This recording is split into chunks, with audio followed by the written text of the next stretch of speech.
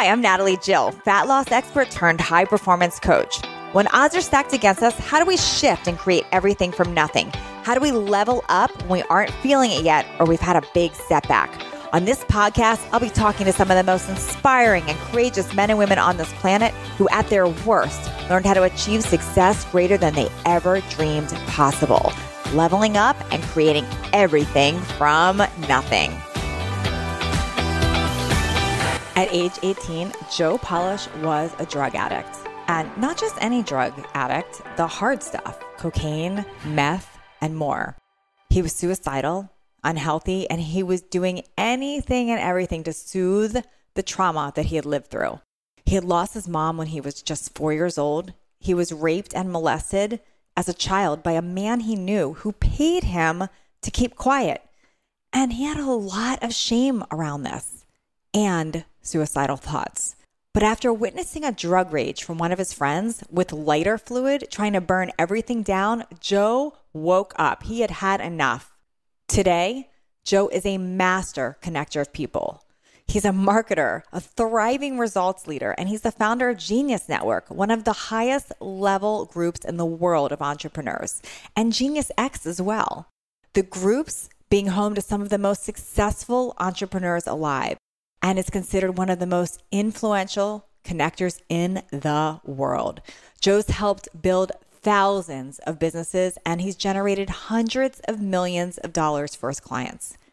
Some of the points Joe shares on this episode today, that we are asking the wrong questions when it comes to addiction. We need to be asking about the pain that caused it, not why are we addicted. That we are only as sick as our secrets.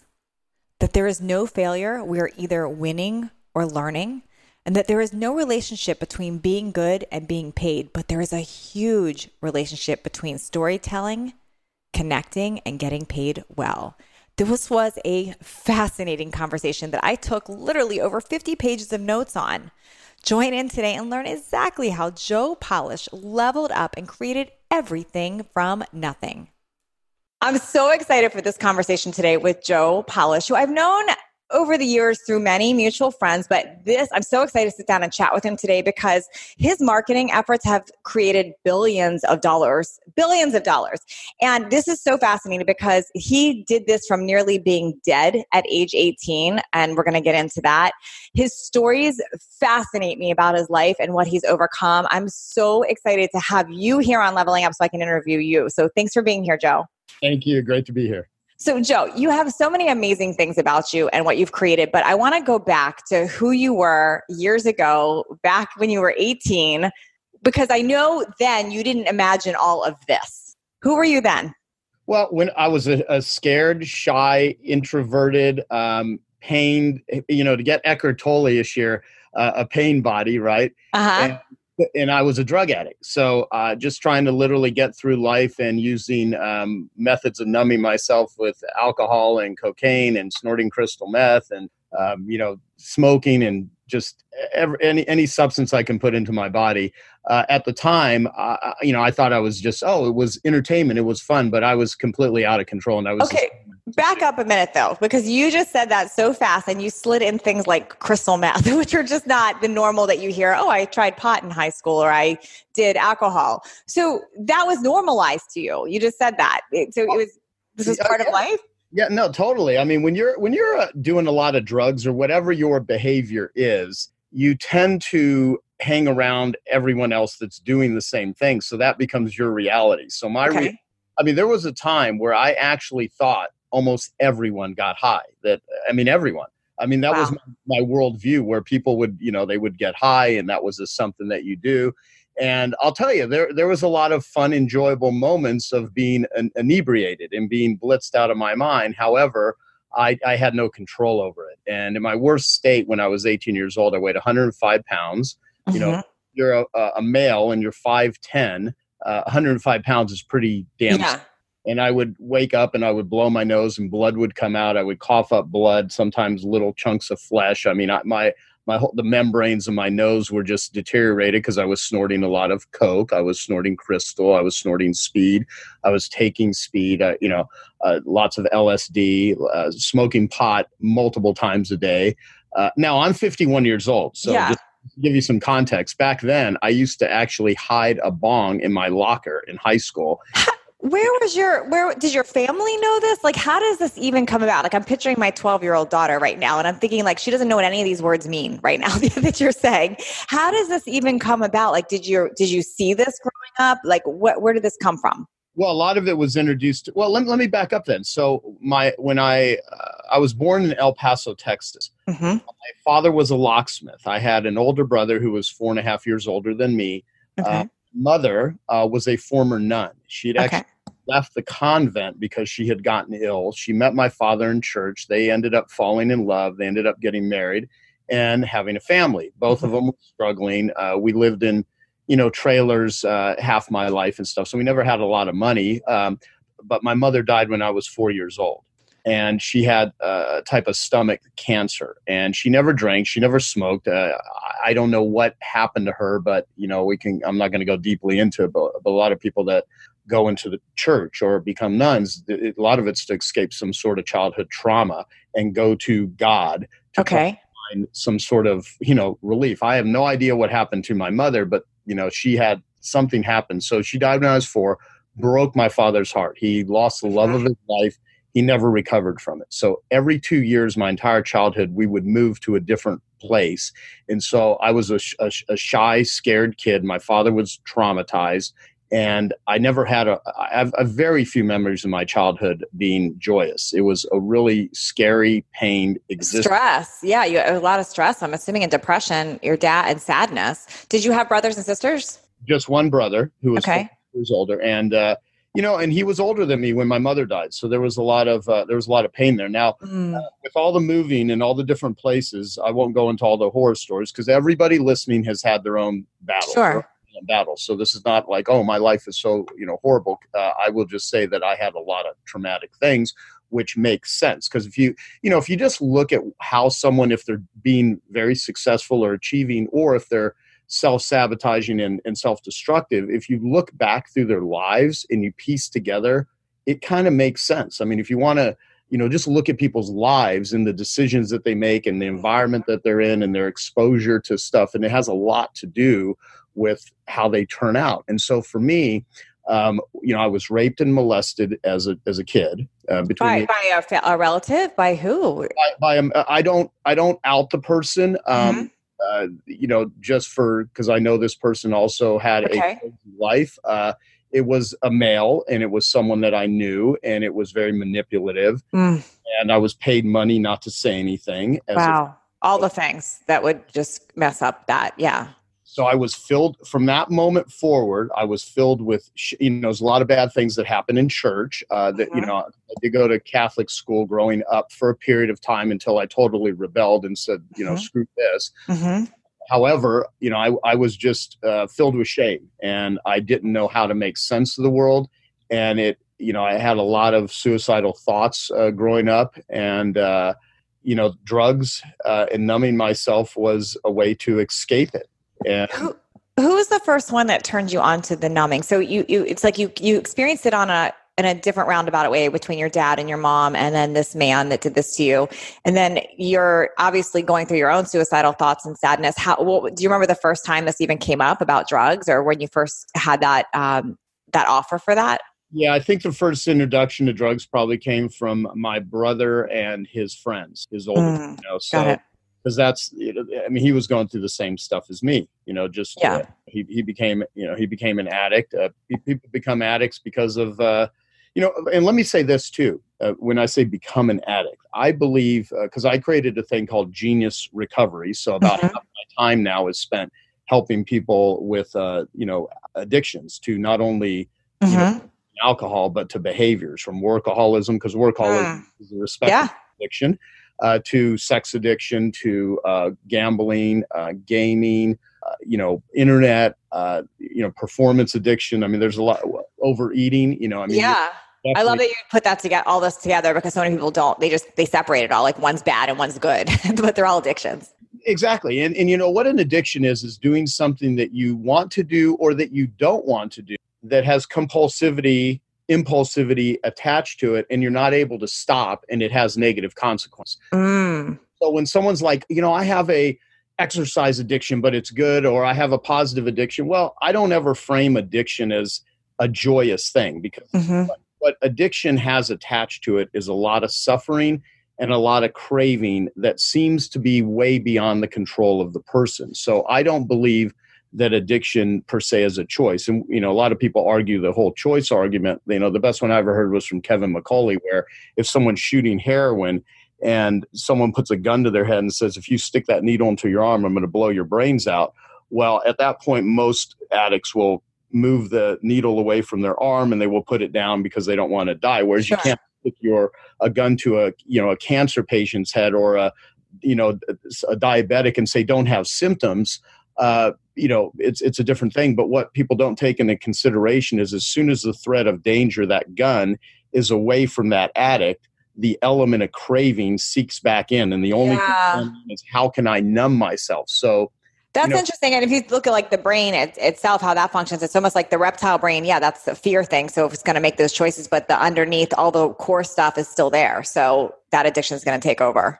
Yeah. So I believe that addiction is a response to trauma. And so I had a lot of underlying trauma that happened to me as a kid. And that worked its way out by first starting with drug addiction. And I did a lot of drugs, and I had never dealt with the underlying trauma. And here's the thing, addiction is actually a solution. If you're depressed or you're in pain, you have PTSD, you have anxiety, you're sad, you're lonely, there's nothing wrong with wanting those painful, uncomfortable, horrible feelings to go away. It's the mechanism you choose to scratch the itch that makes all the difference. And so I chose to scratch that itch the only way that I knew how. When you get high for the first time and you feel good, and all of this loneliness or fear or inhibitions or pain, you feel better, of course you're going to want to keep totally.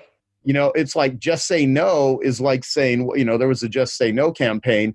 It's just not as easy as that. You say that to someone who's horribly depressed or not enjoying their life, and you give them a means of smoking a joint or taking a drug or having sex or watching porn or whatever, and that makes them feel good. Of course, they're going to want to continue to do it. So my next question around this then is, how are you still alive? Because at 18, you're doing some hard stuff. And like you said, you're 105 pounds, you're completely unhealthy doing this.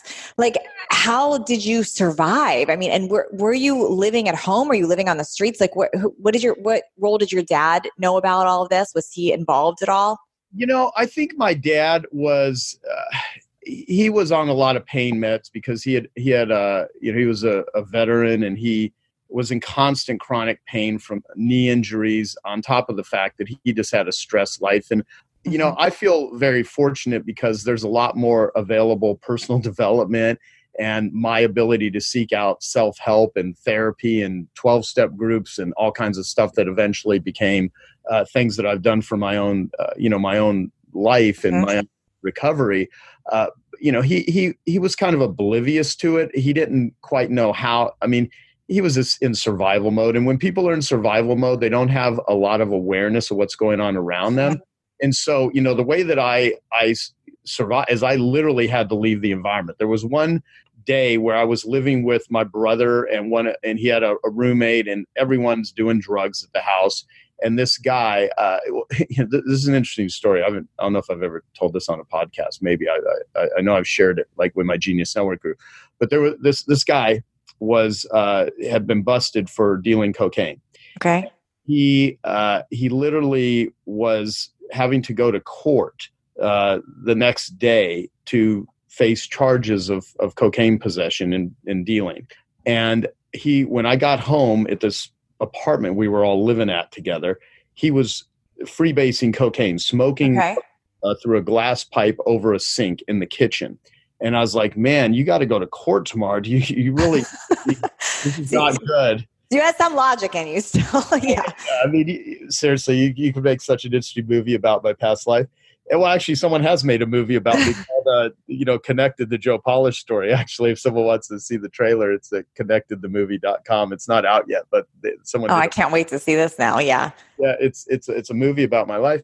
And I go to bed and I get up in the morning, and this guy's in a 3-piece suit, still over the sink, freebasing cocaine. Oh my gosh. With lawyer waiting outside for him to take him to court for cocaine possession. And at that point, I was like going, that's real addiction. I mean, that is not, that is someone who's literally their psyche, their brain, their being is in stress and they want it to go away and they're picking the worst possible danger sort of thing. And that, so about a week later, I'm at home with one of my friends watching TV. This same guy busts into the front door, like literally the front door, the bus open as if like cops are coming in, and he's screaming in hysterics. He has a can of lighter fluid and just starts spraying the lighter fluid everywhere on me, on my friend, like just in hysterics. And literally I got lighter fluid dripping off my hair. I used to have long hair back then. It was funny. I'd look you guys can't see him right now, but he's bald. So that's why it's kind of. Exactly. I shaved my head, but back then I had bleach blonde hair. I had a, kind of some sort of weird mullet. I've got to see a picture of this. I'm dying now. We do have pictures. It's crazy. It's crazy. And so actually you can see him in the trailer of my documentary. Okay. He shows me like back then. And so he's like screaming. He pulls out a lighter and he's holding it up. He's like, I'm going to torch this whole fucking place, and just screaming. And I'm like talking him down, like put the lighter down. And at that point I was like, if I don't get out of this place, my life is over. And I packed up all my stuff into a piece of crap pickup truck. And no, I'm sorry. It was a Chevy Love. It was a truck back then called a Chevy Love, LUV. And they used to make these little pickup trucks. And I drove to New Mexico and moved into a trailer and I removed myself from the environment. Anyone I knew that was doing drugs, I couldn't easily get drugs. And when I got to New Mexico, I didn't go to a treatment center. I spent 6 months taking Tylenol and aspirin and just the worst headaches and went through these crazy physical withdrawals. So it's interesting because you gave that analogy earlier about the gun to your head and would you make it, it's almost like the lighter fluid situation and watching your friend in this rage woke you up in a moment. And were you not thinking because you were addicted, were you thinking if I move and I pack up my stuff, how am I going to get over this? Were you thinking I would just find drugs there? What was going through your mind right then? Were you deciding you were going to heal yourself? What was that conversation you were having? I think at the time, it's hard to recall every thought. It was all of those things, probably. It's a combination of, to me, it was a survival. I felt like I don't have a choice. I'm going to die if I don't get out of here. Okay. I just remember that looking in the mirror and looking like a skeleton and seeing, my worst state, I weighed 105 pounds. On average, I was about 120 pounds. Okay. But still, that's very small for a 5'10" male. Oh, yeah. And I was eating fast food. I wasn't getting any good nutrition. What I've learned now is that serotonin and dopamine, if you don't have enough of the good happy chemicals run into your system, drugs are an alternative way to do it. Sugar, the number one killers in America, the first one is sugar, because of sugar-related things. Totally. The second is tobacco. The third is alcohol. And the fourth is opiates. Those are the... So isn't that amazing? All the talk on opiates and sugar was first.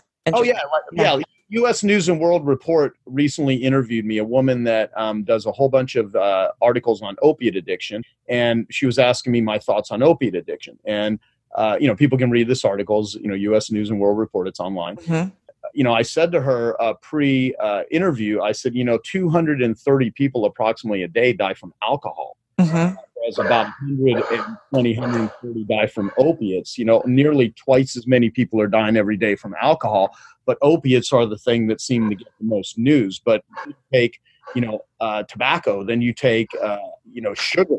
It's huge. And then we're not even talking about all the other behaviors that are mixed in with it.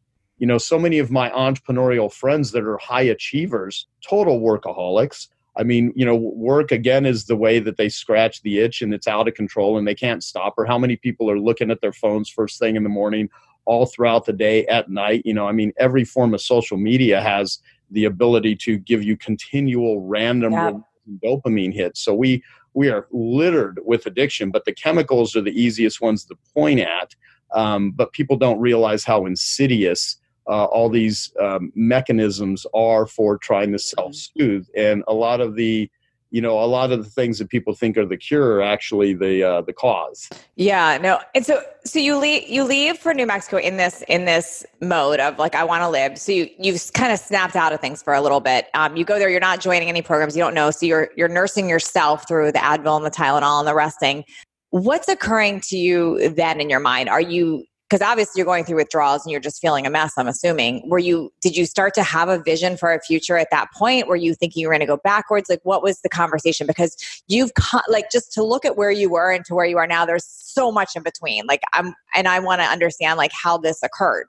Yeah. So I started listening to a lot of Nightingale Conant programs, which are programs back then on, cassette tape and stuff, Earl Nightingale and, Brian Tracy and all these old school self-help people, which eventually ended up, Tony Robbins, all these people that are becoming my friends, today.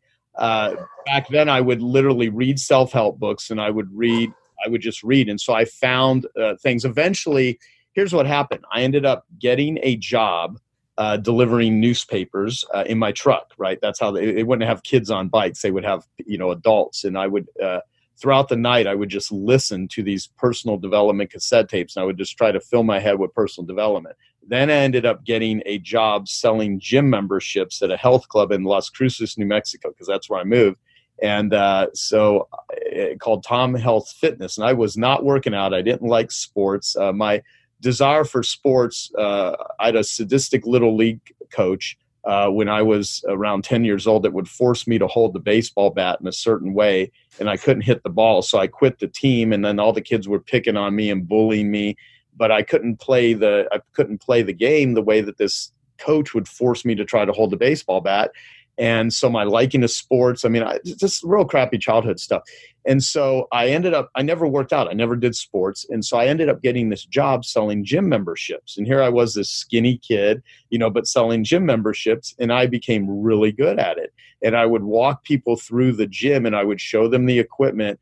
And I started learning how to sell that, you paint a picture of what their future is going to be like if they're in physical shape. Instead of talking about, here's the equipment, I would really talk to them. What do you want to work out for? What do you, it was like this thing about just realizing that people don't really want to work out and lift weights and do exercise. They want the result of that. And how do I paint the picture of this, how your life is going to be? And I ended up becoming really good at it. So in a small town of, at the time, about 80,000 people, I was selling about $30,000 a month of gym memberships. And I started lifting weights and I started working out. And the issues are in the tissues. When it comes to the trauma and stuff, getting physically active can do so much for you. A gym membership in some cases could be infinitely better for some people than a therapist. Although, in some cases it's not either or. It's maybe you do everything you need to do. And so I started working out and I started exercising. I started feeling my body and I started getting into it. And I started eating healthy foods and voila, my brain started functioning better. I started feeling better. And then I met a guy at the gym who offered me a job about a year into this at a mental hospital where I could come and be a mental health tech. And so I took a job as a mental health tech and I would go to this hospital and I would drive the adult patients to AA meetings, Alcoholics Anonymous, NA meetings, Narcotics Anonymous, CA meetings, Cocaine Anonymous. I would drive the patients there. I would sit in on these meetings while they were doing these 12-step meetings, not realizing how later in life that would become such an instrumental part of my recovery. Now, this is fascinating. It's interesting. I'm hearing this and I'm like, okay, you got your most brilliant marketing and sales training really like during this time in the gym memberships, like speaking to vision and doing those things and you're helping yourself. During that time, did you ever have those temptations to go back to drugs, to go backwards? Oh, yes. Yeah. I still drank a little bit, but I wasn't doing drugs. I had not done drugs for I literally quit. I didn't have access to it. And so I could have, but there comes a point in time, and it's weird too. It's so weird to explain this.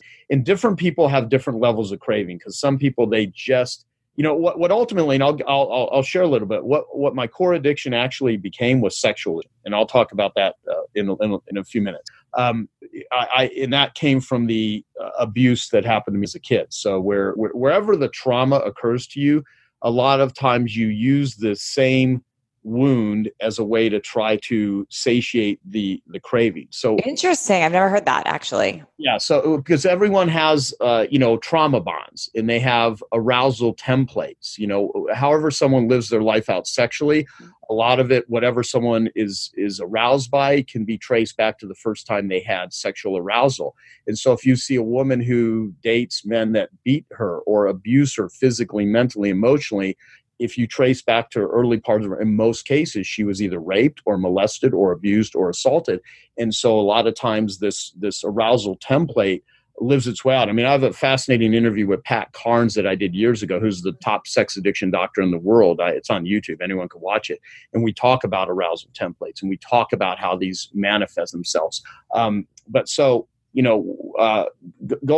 back to that, so and I actually lost my train of thought of what I was going to say. I want to make sure I answer the question you asked. No, you did. I was asking if you ever had those thoughts of addiction, of like, how did you combat? But it sounds like you did, but it sort of changed into something else. Yes. And by the way, the rumination for people in recovery, I think it's always there. I've never met any addict that doesn't like fantasize and have, some sort of, euphoric recall. I mean, I still remember all of the crazy times, but what I was able to do is I was able to attach more pain to doing the drugs than the pleasure I used to get out of it. Because there was a point in time where I would wake up to get high, and I would get high to go to bed. My whole life revolved around numbing myself and around getting high.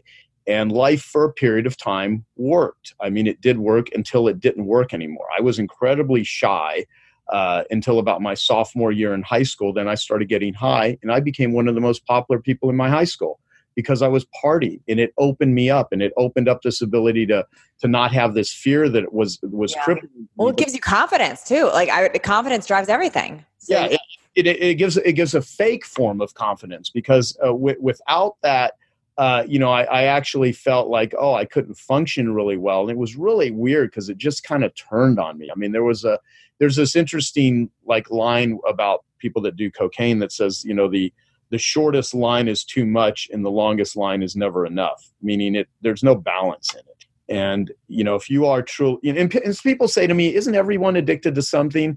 And it's like, I kind of understand what they're trying to say by that, but I think a lot of people aren't addicted to things. I mean, an addict, like Las Vegas, which has one of the greatest and manipulative marketing slogans of all time, which is what happens in Vegas stays in Vegas, except for guilt and shame and STDs and trust and all of these, now some people can go to Vegas, party their asses off, hire a hooker, do some drugs, come back to their life and, go back to some maybe normal behavior. Other people, they can't. They're bingers and they can't stop.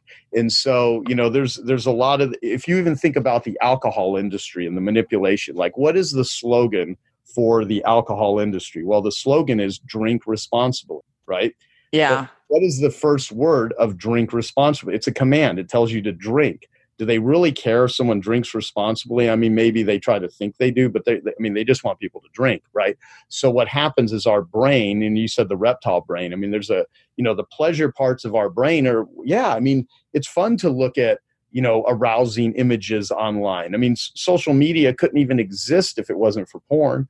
I mean, think about taking attractive people off of social media and what are you going to look at food and pets? I mean, people would, but it's way more perpetuates as a result of physical imagery of attractiveness. So there's so much of seductiveness that's tied into addiction. There's so much fantasy that people pursue. The question is, whatever you're doing in your life, is it really something that is expanding you in a way that's healthy and nurturing, or is it, collapsing you? Is it contracting you? And so, yeah. So you step into more sex addiction, and while you're in that, navigating through that, because I've got some more questions about that, but it sounds like you're also really getting a vision for what you want in your life, and you're setting the timeline for what's about to happen for you, I'm assuming. Yeah, let me tie some of this together to see how it makes sense for what I do today. So today, I have Genius Network, which a lot of people, consider me, one of the top connectors. I don't ever say that about myself. People say this about me, Joe's a connector. He connects everyone. Well, Johann Hari, who's written a couple of great books. He did this, one of his first books on addiction was Chasing the Scream, the First and Last Days of the War on Drugs. And he's kind of popularized this term, which is the opposite of addiction is connection, right? And so it is. And so I was just looking for connection. I grew up a very disconnected kid. I found false connection through drugs and later with sexuality. I mean, I would pay for sex because I was paid money to not say anything when I was, raped and molested as a kid. And it wired in my mind that sex is dirty and it's shameful unless you pay for it. So there was a part where I'm not allowed to have any sort of sexual pleasure unless it's like I pay for it. And I didn't say this for years. I mean, I lived with tons of shame. I even ended up becoming a millionaire before the age of 30 when I became very immersed in marketing and very skilled. And I started teaching service businesses how to build and grow their business because one of my first businesses was a carpet cleaner. And I was a dead broke carpet cleaner living off credit cards. And I learned marketing because I needed to eat. I needed to survive. And I fell in love with, the words that you could put on paper and through advertising. And I, transformed this small carpet cleaning business. Then I started selling, these courses to other cleaners and it worked. And I transformed the lives of thousands, tens of thousands of service businesses all over the world. And I became financially successful. And here's the thing though, you take untreated traumatic childhood experiences and you give money to a person like that, you can buy pretty much most things that your, whatever your twisted mind can come up with. So, once I had access to money. Wow. Yeah. I didn't know how to connect. And I had really bad betrayals early on with relationships because when you're in a traumatic place in your life, you find partners whose dents match your dents. And so when you're kind of a, sort of a broken person, you find other broken people. We're like magnets to each other. And when I was in that state, I had a relationship where I was with a woman for a period of time. We ended up having a child together. And a year, I won't tell you the whole long drawn out story, but I was raising this child with her and we had separated because, we just could not get along, but we had this child and I was pursuing sole custody with 50-50 visitation rights. I was part of a father's rights group and I was trying to get custody of this child so that she couldn't leave the state. She wanted to leave the state. And I found out 5 days before this child's first birthday that I was not the biological father. Oh my gosh. Whoa. Yeah, I can't even imagine. It crushed me. It was the hardest thing I ever dealt with. And the only thing that made the pain go away was just to go and have sex. And I was trying. Now, back then, I thought, what the hell is wrong with me? I'm going out and I'm hiring escorts and I'm, engaged in prostitution. And like, what the hell is wrong with me? And what I didn't realize was I was just trying to connect, but I couldn't. Let me say this, my favorite definition of intimacy, which was shared with me by a guy named Wharton years ago. He said, intimacy is a mutual exploration of a shared safe place, a mutual exploration. I like that. Yeah. Abuse is anything that takes away the safe place. And addictions are what we do to make ourselves feel good when we don't have a safe place. Wow, it's powerful. Yeah. Yeah. And so I just never felt safe from the time I was molested growing up. I never felt safe. So I didn't know how to be intimate. I didn't know how to connect. And even the ways, even though it was maladaptive, even though it was unhealthy and dysfunctional, I was simply just trying to connect. When people are doing, Bill W., the founder of AA, said, as alcoholics, we're trying to drink God out of a bottle. And I was just trying. So addicts or people that are pursuing something, even if it's self-sabotaging, they're trying to fill a void. They're trying to fill this pain. Like my friend Gabor Mate says, the question is not why the addiction, but why the pain. Why does the pain exist that causes people to do these self-sabotaging things? So for you as an example, with your podcast, with what you're doing, you're just, you're trying to encourage people. You're trying to inspire people. You're trying to share other people's stories so that hopefully people can glean some insight and some strategy and some tactics and some mindset lessons and some, how do you do this and how do you do that? I was still pursuing trying to have a better life. I was just picking the very wrong ways to do it. And I was trying to connect. And so, fast forward, now I built one of the greatest connection networks. So much of my life is around connecting other people, first with themselves and then with other people, because I realize, you can't, silent battles are the hardest battles to fight. You don't want to suffer alone. You're as sick as your secrets. The reason I talk openly about this, very few people in a position like me that will like publicly go out and talk about.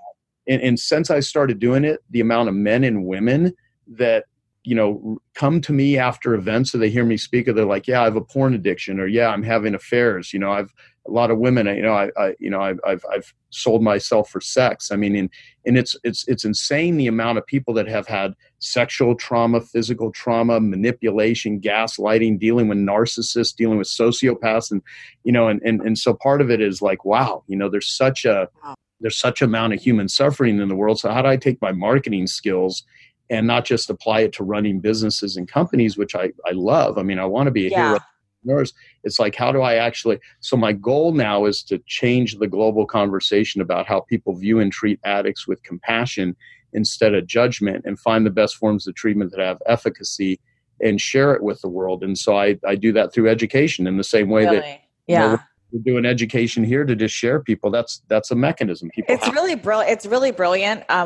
And it's just so inspiring, like how you even figured all of this out on your own. It's like you had a lot of things working at the same time for you. Like you were you learned marketing, you were learning about yourself, you were walking through addiction all sort of at the same time to bring you to this place, which is really, really powerful and cool. I want to bring back just a moment to the carpet cleaning days, because I know you were dealing with a lot happening right then. But what was it because there's a lot of people listening now that either them or someone they care about is in that spot where they're saying, I'm broke, I don't have anything, I'm in this place right now, or my business just failed, whatever it is, that their money conversation. And that was very real for you. You said you were broke, you didn't have money, you took a job as a carpet cleaner.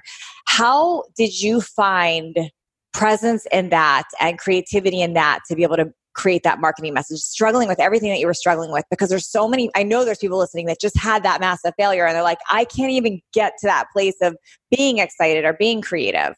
How did you do that? Yeah, well, first off, people have to remember that you're either winning or you're learning, right? Okay. So how you frame it, you never fail unless you fail to lose the lesson, or if the failure is so severe it literally kills you. I mean, there's always that. I love that. You're either winning or learning, not losing, learning. Exactly. You're winning or learning. And as my dear friend Sean Stevenson, who just recently died about 3 weeks ago, and I was with him in the hospital. It was one of the most tragic things, and we lost a guy who just people. He was incredible. Human beings. And the last thing he said to me, last words from him were he was in severe pain. He was he was on a lot of drugs because he had a hematoma in his skull, and that's what ended up causing him to die during the surgery. And he said he kind of had a lucid moment, and I was there with his wife, Mindy, and I was holding his hand. She was holding his other hand. He said, "This is happening for me." And I looked at him and said, "What?" He's like, "This is happening for me, not to me." And then he kind of went back into a pain state. And I was just like, wow, I've obviously me and Sean had talked about that, and I've heard other people say that before, but in that moment, it's almost like, even that guy with as much that he's been through in his life, he had that moment like, this is still, the years of work that he'd done on himself to frame it. And I think this is a great way to look at life, that even when you're going through struggles, say, this is happening for you. Pain is a messenger. I hated being an addict. I hated my life. I wanted to disappear and be dead so many times when I was in the throes of addiction and feeling hopeless and feeling lonely and feeling pathetic and embarrassed and shameful, and I don't even belong on this planet. And for some reason, there was still that part of me inside me that just wanted to survive, that just wanted to get through it. And, I've now gotten to the point where I wouldn't be able to do the stuff that I do today had I not gone through all that shit. So everyone that's going through it, nothing feels good in the middle. If you're in the middle of a hard workout and it's an hour long, 30 minutes in, you might be like, oh my God, this sucks. I can't stand this. But when you've done it, nothing feels good in the middle. So in the beginning, you have to use courage. You have to tap into your own resourcefulness. You have to put yourself into an environment. I had to get away from drugs. There was no Santa Claus that showed up with some magic, motivational speech. I literally had to remove myself from the environment, and I had to rebuild. But looking back, if you look at every breakthrough, Natalie, that you've had in your life, and most of the listeners, where they've really gone to the next level. I can almost guarantee you there was massive adversity attached to it. And at the time, the breakup where you had your heart ripped out of your chest, someone died, something severe happened, you lost a job, you're in the middle right now of some sort of, you're going to lose it all. I mean, you can transform those things if you find the elegant solution and the elegant answer. And sometimes that literally is getting out of your current worldview and just saying, okay, what is the message here that life is trying to share with me? And this door has closed, but what do I need to do? And, sometimes it's going to just be painful. You're going to go through grief. However, you tap into other people, you listen to other people's stories. It's, I tell people all the time, even if they're an anti-12-step sort of person, I'm like, go to a support group. They're free. They're available almost everywhere in the world. Even if you don't consider yourself an addict, go to any 12-step open meeting and sit and listen to the people share their experience, their strength, and their hope. And that will help you get through the challenging times. I mean, in a lot of ways, I just read books. If I couldn't find anyone, today you can listen to podcasts, you can find things, but it's really the ability to not let the part of your brain that says you've lost it all, you're a failure, you're a loser. Eckhart Tolle has this great line where he's like, here's a spiritual practice for you. Don't take your thoughts too seriously. When that voice in your head is like, you're a loser, you can't make it, you didn't, someone breaks up with you and you feel just you've lost it all. And it's like, well, feelings are not necessarily facts. Just because you feel terrible and life doesn't necessarily mean that's the case. And sometimes I believe it's when life is not working is when you have the raw material needed in order to make your life work. Like my friend Dan Sullivan says, all the obstacles that seem to oppose our goals are actually the raw material needed for achieving them. If you think of all of the adversity is fuel. Adversity is raw material for you to develop the future that you want. And, when life feels like, it just sucks and it's awful. Yeah. And now you have some place to go with that. It's all how you frame it. It's all what you do with it. And I would encourage people, don't worry alone. If you're in a situation where you're just miserable, you have to walk out of your house. You have to get away from the computer or whatever it is that's keeping you in that state. You move your body, do yoga, put some healthy food, drink water, get sunshine. I mean, think of yourself as, the $1 million racehorse is what I say to my Genius Network members all the time, because most of my clients are running multi-million-dollar businesses and they're very successful, and that's where I make money. And then the rest of the stuff that I do, I give away for free, right? Yeah. So I love what you're saying too, because this is what's coming up. I know this is what's coming up for listeners too. So many times people that are in that spot will say, well, that's easier because you have money. It's easier because you're making money. You have this. But when you don't have money, how do you create that? They shut it out. And what I want people to hear is that everything you're saying is the reason you have money now. It's the reason because of those beliefs. So it didn't go the other way around. It wasn't that you had money and fixed this. Before you had that, at the carpet cleaning business, when you were in debt, when you were struggling with this, is when that change occurred. So what you're talking about for listeners, this is relevant now for anybody, because this is not a millionaire's plan. This is what's going to break you through to that, is what I'm hearing too.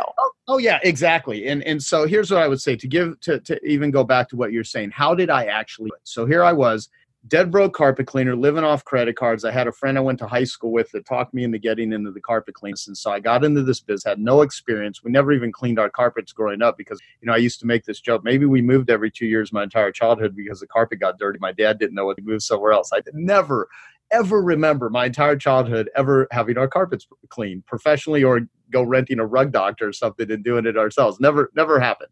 And so we would just move every couple of years. And so I have a friend from high school who talks me into starting this carpet cleaning business with him. So I do. And after about 2 months, this guy's drinking every night, partying, doing everything. And this is after I'd gotten clean from, came back from New Mexico and moved back to Arizona and started this carpet cleaning business with a partner. And, it was just not working. I was living off credit cards. I was paying money to actually run this business. And I wanted to get into another business. And another friend called me and said, you want to go on a jet ski trip at Saguaro Lake, which is a lake out here outside of, Phoenix, Arizona.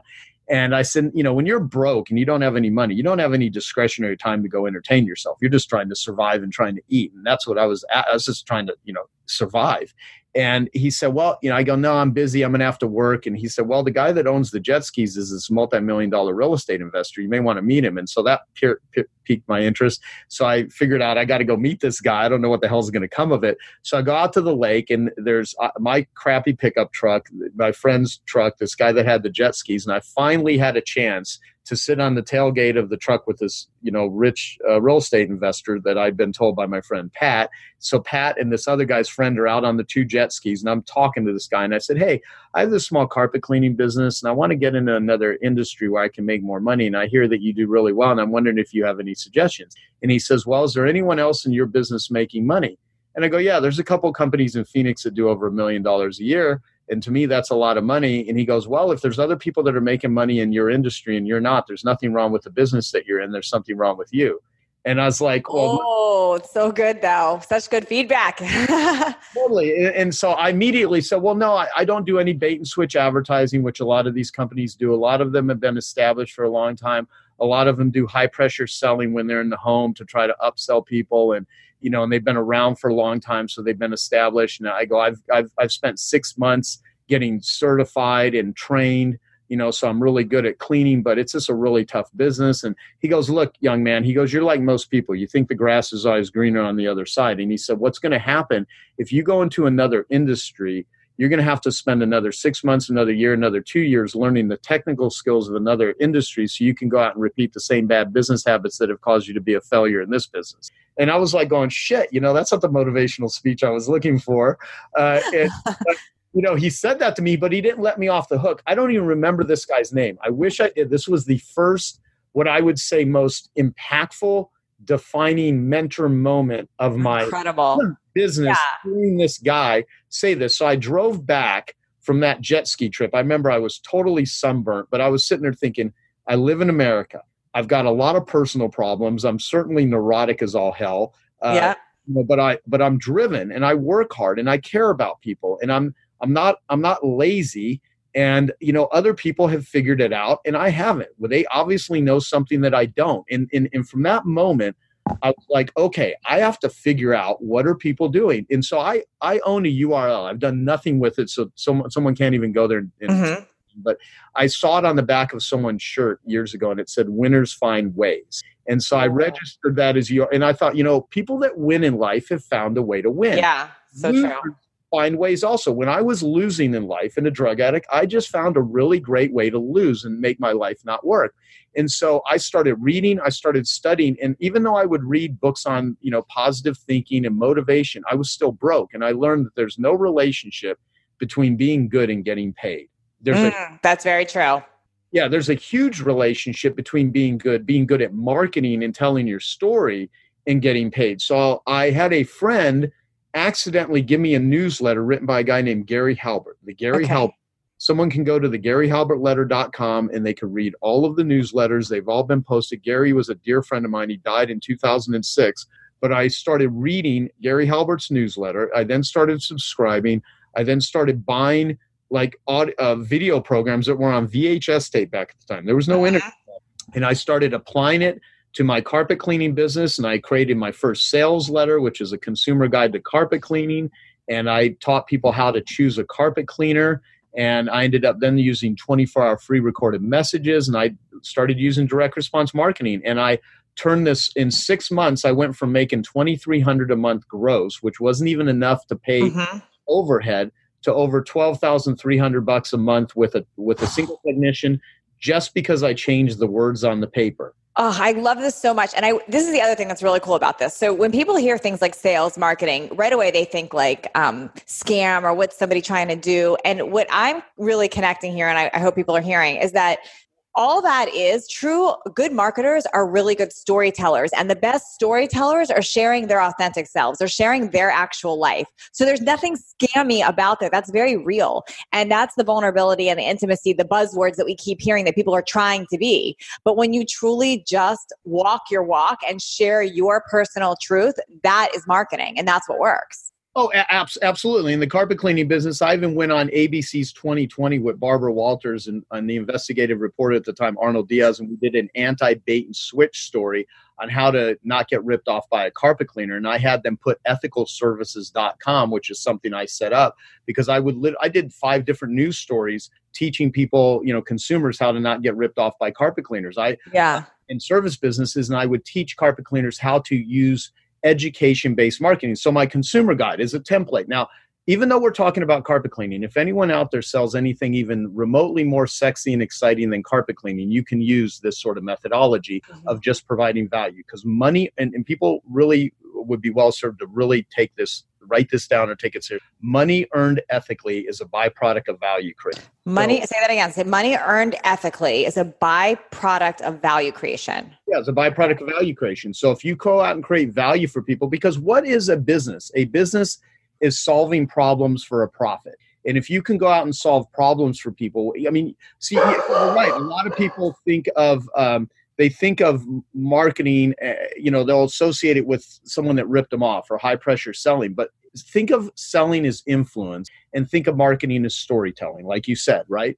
If you are more influential, you're going to be more persuasive. You're going to get more attention. If you tell a better story, you're going to enroll people. You're going to attract people. And so think of marketing as storytelling. There are ways that you can use marketing and selling. And see, people love to be sold. They hate to be pressured. And so I learned how to provide education. So my first consumer guide to carpet cleaning, and I don't have it in front of me. This is all off the top of my head. It said consumer guide to carpet cleaning. Read this guide and discover 7 questions to ask a carpet cleaner before you invite him into your home.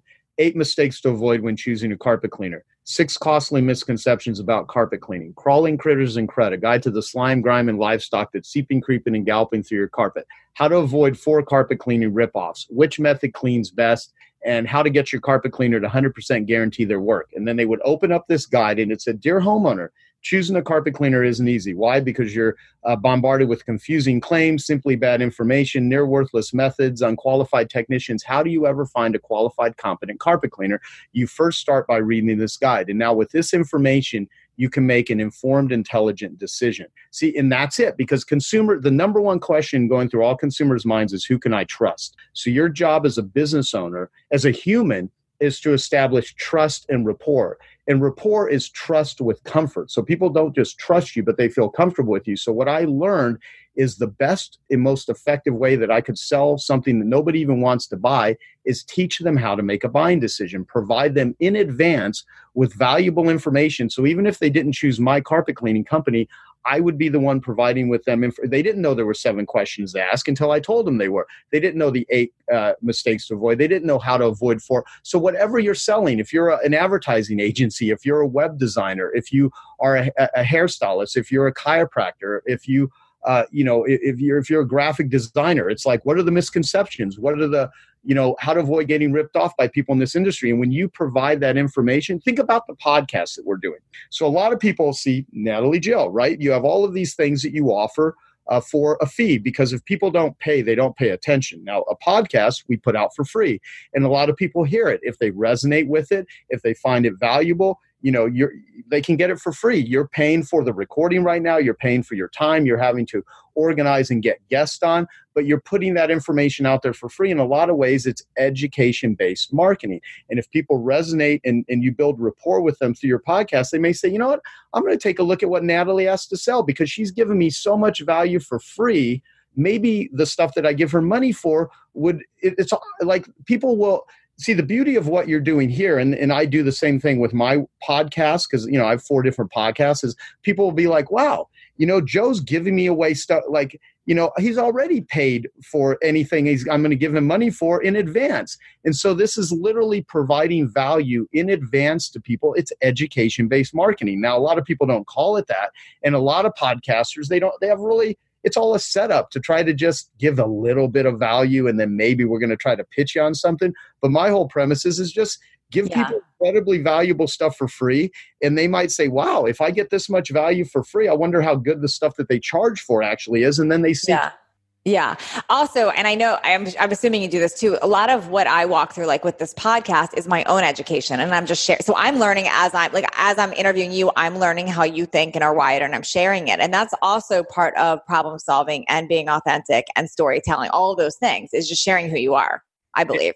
Exactly. Let me speak to that because it's such an important point. So I believe there's three ways you learn something. You either learn through the school of hard knocks, you go out and you get bloodied, you figure things out on your own, you have a lot of failures, and you're certainly going to learn because every time you fall down, or you touch the hot stove, you're like, well, that burnt me and maybe not do it. I'm like the queen of those. I've graduated with like a master's plus PhD. I don't know, from school of hard knocks. Oh yeah, me too. Exactly. And honestly, the hard knocks is what makes you who you are today. It's hard knocks is what, in all the hard things and all the adversity and all the shit that everybody is going through and has gone through is literally the fertilizer for building the life that you want. But you just have to understand its fertilizer and how to use it. And right in the moment when it hurts the most, it may not make sense. But all of your life experience, at some point, you'll look back and say, wow, that was one of the most difficult things I ever went through. But I'm glad I did it because I'm able to turn trauma into transformation. Yes. Love that. So and you said there's three ways. So that school of hard knocks, and what are the others? The second is you learn through the experiences of others. You read their books, you go to their seminars, you invest in their education, you read you read, listen, watch what it is they do. Seminars, right? Masterminds, going to things like that. Exactly. And then, so that's the second way to learn. And because you want to learn from the giants, right? You want to learn from the experience of others. Now, the third and most effective way to learn is you then teach other people. Yes. You interview them. You ask, because when you learn something, then you have to go. So if someone wants to get the most out of this podcast we're doing right now, if they go out and say, okay, let me take 5 or 10 minutes after I listen to it, don't just jump onto the next, listen to this, to sit down and say, okay, let me spend 5 minutes and think, what was the insight that I got? What's the first action that I could take with anything there?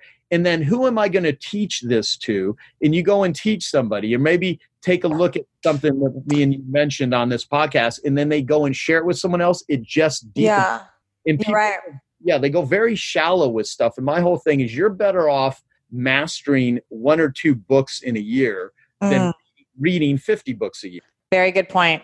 Yeah, and it makes sense too, because you think, I'll say for sure, I get my best ideas for what I want to teach after I'm listening to other people. And it's not that they gave me and I'm now taking and just putting that out there, but it's triggering my own responses and my own connections and my own learning. And now that's like my best prime time to go teach. Yes, exactly. I love this. This is so good. Gosh, I'm so glad I'm interviewing you right now, because I'm totally understanding why you're so successful at things. And it's true. It's interesting because I've done over 100 interviews now, and there's a theme with everyone. Even though the stories are different, everything is totally different as far as people's lives. The theme is the same, that there was a decision made, there was a vision casted, they taught other people, they found value, they shared their story. It's like the same theme. And I love hearing this from you. It's really the same thing. And I love that you've completely turned all that pain of your childhood and your teenage years and your young adulthood into this complete passion, and it's working. Yeah. I mean, and see, my thing is after, because I've sold tens of millions of dollars worth of marketing courses and training. And the beauty is I've transformed so many small business owners because they didn't work. I just provided them with a plan and a path that I had learned, that I had discovered. And I'm a curator. I mean, and I believe that any problem in the world can be solved with the right genius network. Even though I have a company called Genius Network, what I mean by Genius Network, instead of just having a ton of followers and a ton of fans, because I'm not a very big social media presence. As a matter of fact, I shy away from it because, I find myself, very easily getting sucked into, if people, I want people to like me. Everyone does. Everyone, they can act like they don't care, but everyone wants that at their core. Yeah. Totally. It's like this whole craving, pay attention to me, pay attention to me. And at TED this year, Joseph Gordon-Levitt, I was there at TED in person. He's an actor, and he gave a TED talk. And he said, I'm famous. I'm an actor. And he goes, but what I find is that when I'm trying to get attention versus when I'm giving attention to something, I'm happier when I give attention. So the analogy I use is, if you love playing guitar, you get into a flow state, or you're into a physical yoga practice or something, art, writing, whatever, allows you to connect and you give attention to something like your family, your children, nature, but all of a sudden, your beautiful hike, which used to have tremendous serenity, now becomes you capturing a ton of videos to put on Instagram, then you're spying on me. I don't sound like my husband right now. I'm just kidding. No, by the way, look. I'm actually not kidding. That it totally is true and it happens. No, this is where we're at. Everyone. As I'm making a post about being present on my walk, it's like the walking contradiction. Totally get it. It's so true. But think about this though, and see, this is the beauty that you're even saying that most everyone is sucked into this. It's like we are a culturally ADD culture now, and it's like the things that if you love playing guitar, but all of a sudden you now have a camera pointed at you playing guitar, and the thing that you used to give it. That's in my house too. Thanks, Joe. My whole day. Yeah, no, it's true. It's all like it's the angle. Like what else? Yeah, it's a problem. That's in itself is an addiction. Right. So knowing that we live in that sort of world, the real question is what connects you and what disconnects you. And there's beauty in all of this because you can connect other people with amazing things as a result of it. But you got to be careful of because it's not like it's going away. This is just the world we live in. The question is, it's not good or bad. It's how you engage and how you interact with it. People are like, oh, so are you anti-drugs? I'm like, no. As a matter of fact, I think one of the greatest things that's going to help people in the future with trauma, PTSD, depression, anxiety is plant medicines, things like ayahuasca, ibogaine, MDMA guided therapy. But that's different than someone going to Burning Man and thinking they're having a conscious journey when they're getting high in a camper. Totally. And though, and also I want to, you've also turned, you mentioned a couple times in this interview, you almost turned your time with drug use into gratitude, because had you not walked through that, you wouldn't be where you are today. So it's not that those were good at all, but look at the gratitude in it, because it's made you who you are. Exactly. And the thing with drugs, people are like, well, what's the solution? Well, the solution is why I want to help change the global conversation. And how am I going to know when I've changed the global conversation? That's first the goal, to get people talking about it, but it's finding the best forms of treatment that have efficacy and sharing it with the world. Because of this, you cannot punish the pain out of it. And if you are in pain in your life, you can't beat yourself up. You can't throw someone in prison that's an addict and think that them in a more stressed environment is somehow going to heal them. And I'm not saying to let people that have committed violent crimes and hurt others off the hook. That's not what I'm saying. The point is whenever you take a punitive approach to trying to whip someone into shape, or doing it to yourself. I'm really speaking to the individual out there that, the man or the woman that's listening to this, that beats themselves up because you're not yet where you want to be. That's you want to fill yourself with encouragement and inspiration, but you don't also want to not drive yourself and push yourself in areas where it's needed. It doesn't, you don't wait for the world to discover your talents and your skills and your passion. Do the things that are going to get you discovered. You don't just have self-esteem and happiness and money because you want it. You get it because you generate it. So you have to think of yourself as, how do I generate confidence? What are the actions that I need to take? And life gives to the giver and takes from the taker. And I have a book called Life Gives to the Giver that's about to come out. And part of it is, you want your life to be better. Instead, when I say any problem in the world can be solved with the right Genius Network, to go back to that, a Genius Network is a network of people that have skills and capabilities. It could be 5 people. It could be 2 people.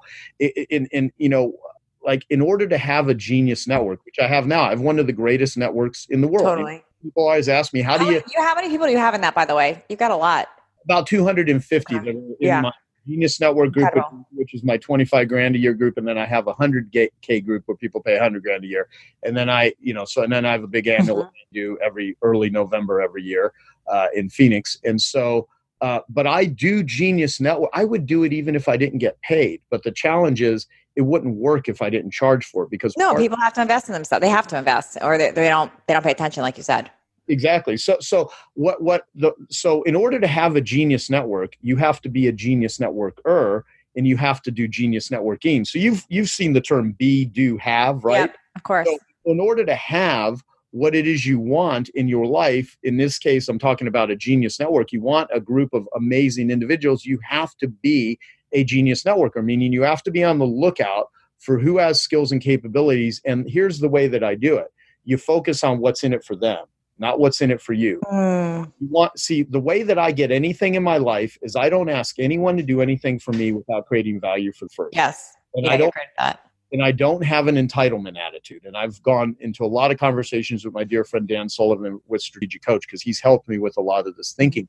And so part of it is I think to myself, what needs solved? So what do I need solved in my life? So if I want to be in better physical shape, who do I want on my Genius Network? I want a nutritionist. Maybe I want a personal trainer. Maybe I want a yoga instructor, a massage therapist.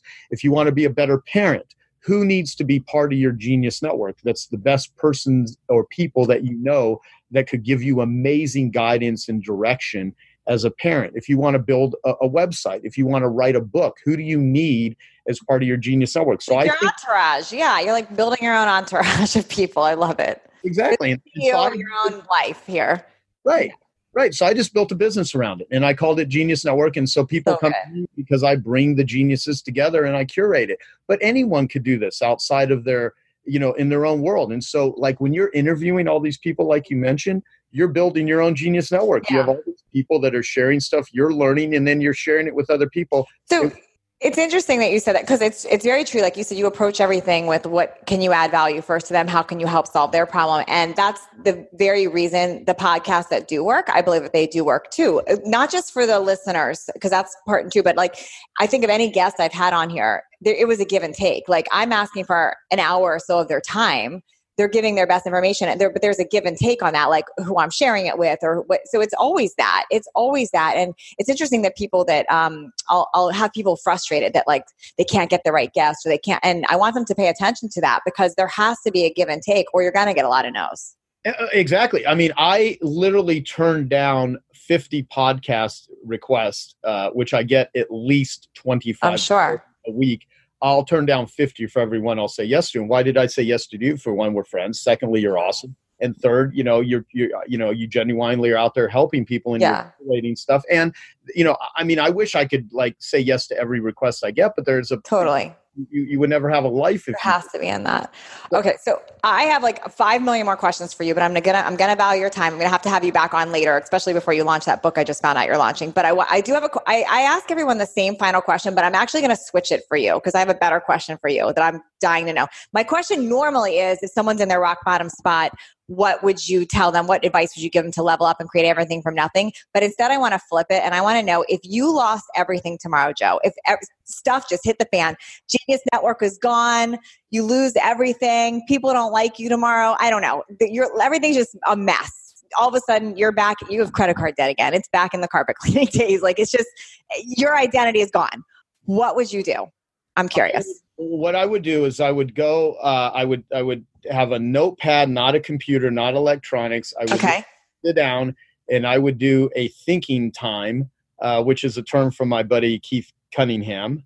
And I would literally sit down and I would think of I would be as resourceful as I could be. And I would say, what do I need to do? What can I do now? And I would think of what's possible that I could do. And I'm a big visionary possibility thinker, as are many quick start entrepreneurs, but I would also say what's probable. 3393 over here, by the way. Colby. We're talking about the Colby. I'm a 5293. So okay, 529. Yeah, we're both a 9 quick start Colby test, if you guys don't know what that is. But go ahead. Kolbe, Kathy Colby, who's a dear friend of mine. Yeah. So, and if you ever want Kathy Colby on, let me know. She's a good friend. I might have to have that next. Yeah. So, so you would think what's possible. Yeah, what's possible, what's probable. Okay. Right. And I would say, and who in my life, what is the most elf thing that I could do? Because what I teach people. The most what thing? Elf. Easy, lucrative, and fun. Okay. Easy, lucrative, and fun. Easy, lucrative. Okay. Versus half. Hard, annoying, lame, and frustrating. I love that. So you can have an elf business or you can have a half business. And I will tell you, hardly anything is elf in the beginning. It's usually half. In order to get elf, you have to put a lot of effort. But you can have a hard, annoying, lucrative, and frustrating business. And I've had moments of those where I make money, but I had to bleed a lot. I had to go through a lot of pain. So I would sit down and I would think, because most of the answers that people want, and when I say answers, you may not know what's the product, what's the sales letter, what should I sell, what should I do, but your brain is way more resourceful than you give it credit for. In the brain cannot avoid a question. So if you ask yourself, why does my life suck? Guess what? You're going to come up with a lot of answers to reinforce why your life sucks. And it doesn't matter. It doesn't matter, right? Like, it's not going to help you with your future. Exactly. But if you say, what can I do? Where can I go? So what I would do is I would literally I would flesh out of me where am I at? Like, I start every one of my Genius Network meetings with 3 questions. Where are you? Where do you want to go? How are you going to get there? Now, all these people that are selling mastermind groups now are stealing my stuff, and they're creating their own tools out of this. But I've been doing this. I'm going to have an ebook up tonight as a quick start. I'm just kidding. No, but I have this tool. It's like, where are you in your life? Right. Where do you want to go? Okay. How are you going to get there? So if you're down and out, if you're broke, you're struggling, where are you right now? I'm in a shitstorm, man. I've got, I'm $100,000 in debt. I have to feed my kids tomorrow. I don't have money for it. That's where I'm at. Where do I want to go? I need food. I need this. How am I going to get there? And you just start in the how you're going to get there. It's like, what can you do? The other thing is, who can you reach out to that can help you? What call do you need to make? And here's the thing that I think about all the time. I say this all the time at my Genius Network meetings. Okay, everybody, starting tomorrow, you can no longer charge for what it is that you sell. You can no longer charge for it. The only way that you can get paid is if you produce a result for someone in advance, and then you get paid. So if you have to think like that, because there's a lot of people like, thought leader, I want to be a thought leader. But, the whole thing is, any idiot can come up with a thought. I like people that are result leaders. And so if you become a result leader and you can produce a result, then you can write your own ticket. So the thing is start you're down the path of, what is the result that I can produce? I can get any job I ever want anywhere, and not any job, but most cases, which I probably would never do, but if I just lost everything and needed to go get a job, I would pick out who has a company, and I would say, let me come work for you for free for a week, for a month, whatever. Let me come in and just see what I do. And I would go in and I would produce a result. And you know what? They'd probably offer me a job. So amazing. This is so brilliant. I love this. I've loved chatting with you. Oh my gosh. Joe, will you come back on before your book releases? Because I have so many more questions for you. Hey, so happy to do it. I'm having you say it publicly so I can get you back on for this. This is so good. Only if the people listening actually like me. Yeah. They're going to love it. Where can people find you? Like, obviously, tell them where they find Genius Network. Where can they find more about your addiction help? All of it. Okay, so most everything can be linked from my name, which is J-O-E, Joe Polish, like nail polish or shoe polish. So joepolish.com. That's my Instagram handle, Facebook handle. That's my Twitter. And I don't do a ton of social media. But they can find out about Genius Network at geniusnetwork.com. Okay. I also, if people type in my name into iTunes or Stitcher or wherever they listen to podcasts, I have 10X Talk with Dan Sullivan. His podcasts are great. I mean, you'll love listening. I've listened to almost all yours. It's incredible. Thank you.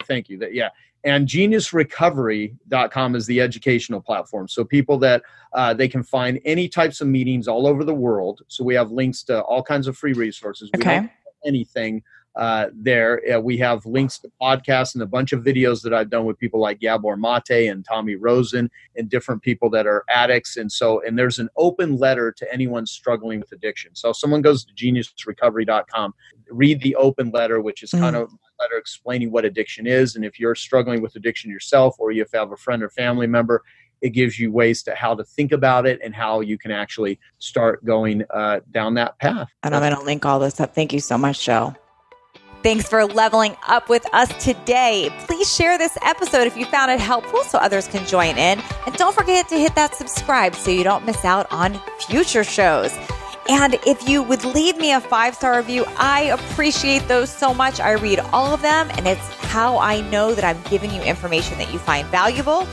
And come interact with me over on Instagram at NatalieJillFit. I read all the direct messages and comments over there. Make it a great day, creating everything from nothing.